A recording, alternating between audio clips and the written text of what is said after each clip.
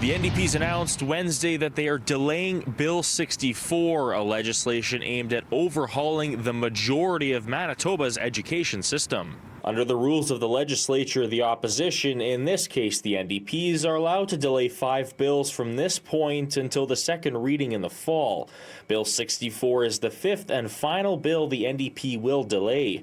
NDP MLA for Transcona, Nello Altamar, calls the legislation an unprecedented power grab. Really, when we talk about voice, really takes away and diminishes voice in the system, especially parent voice and community voice. According to the provincial government, the bill will give parents more say in how their children's schools are run. Trish Cooper, who is a parent of students in the Winnipeg School Division, says parents simply don't have the time to run their kids' schools, referring to the bill as insanity. We do not deal with big budgets, policies, hiring.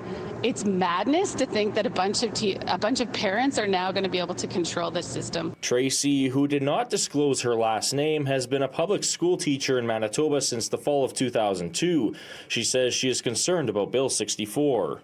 Bill 64 will have impacts on learning, and I am concerned about how it will address students' needs, whether they be academic, social, emotional, mental health, or any combination thereof. She says Manitoba has a significant child poverty issue.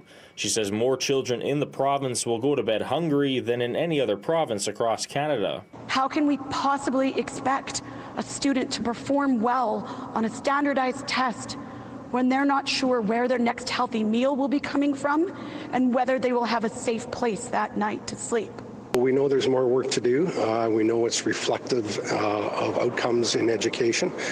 We do have a task force in place already, and I think we will put the resources into that in terms of how it relates to the education system. The bill, revealed by the province on March 15th, would replace the province's 37 English language school divisions with one provincial education authority. Altamore says they are delaying this bill to give the parents and education advocates time to read the 309-page document. It will take scrutiny to ensure that this bill, reflects the needs of our kids. And clearly right now, just at first blush, it's not meeting those needs at all. This is a political agenda, ideologically driven, with power being concentrated, nothing more. In Winnipeg, Alex Carpa, City News.